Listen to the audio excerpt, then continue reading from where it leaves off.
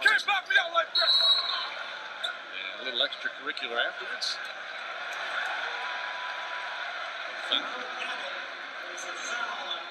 Foul on Kevin Garnett. The free throw's good. Oh my goodness.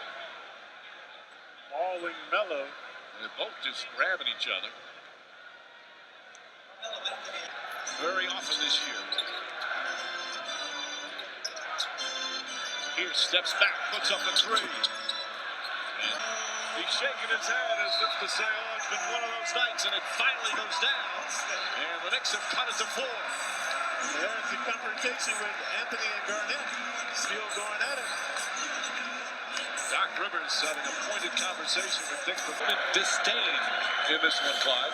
Yeah, both teams pugnacious, belligerent, cantankerous going at it now. Kevin Garnett. Now Anthony and Garnett have to be careful. They're barking at each other right now. The officials should get there. And there it is, a double technical. Yeah, the officials should make them stop. Now that last play called against the Knicks. Sullinger bounding and astounding that time. Jason Kidd called for it. So the neophyte doing a good job on the glass tonight. According to Charlie Villanueva, he crossed the line last night following the Celtics' 23-point win over the Pistons.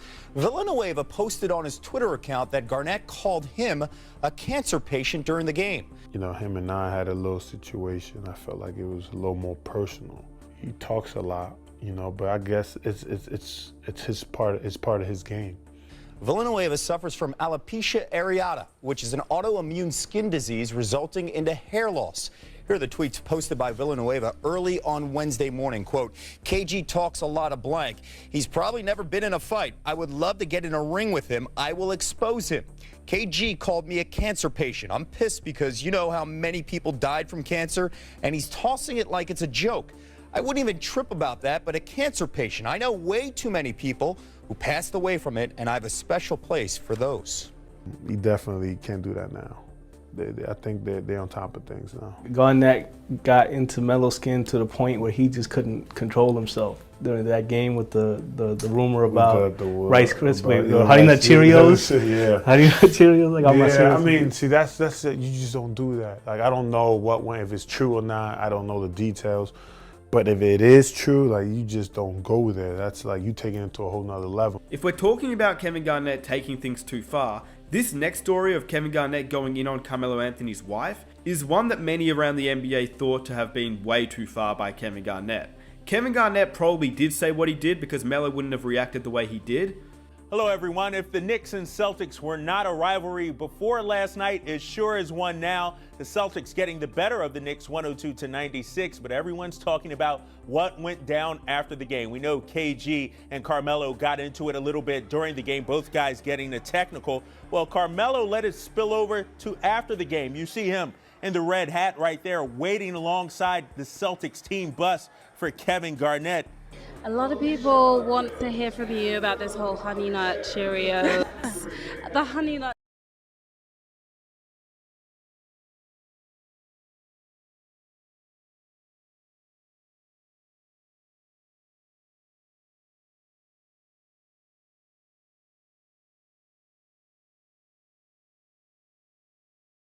Jordan Crawford of the Boston Celtics apparently told Carmelo Anthony KG effed his wife.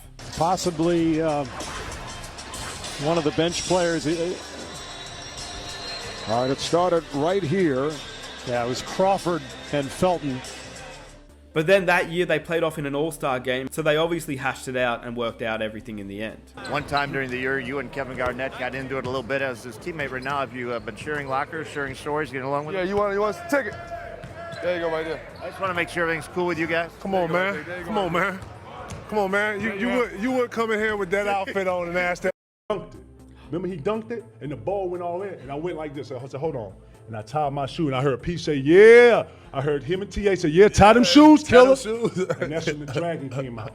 And I'm opting 5-1, but I had to go dragon. He had so much swag that I was like, man, do I spit fire on him? When I saw how hard he dunked it, oh no, this kid's serious. Let me tie these up. And I tied up, and I went 5 straight. But I tapped him, keep working on your game. He was hot. Threw the ball. Man, wrote the scrap. He was hot. a very hard place. It's been a hard race, but somehow I found my way home. I've walked a long road to where only God knows. But when the trumpet blows, you know I did it all.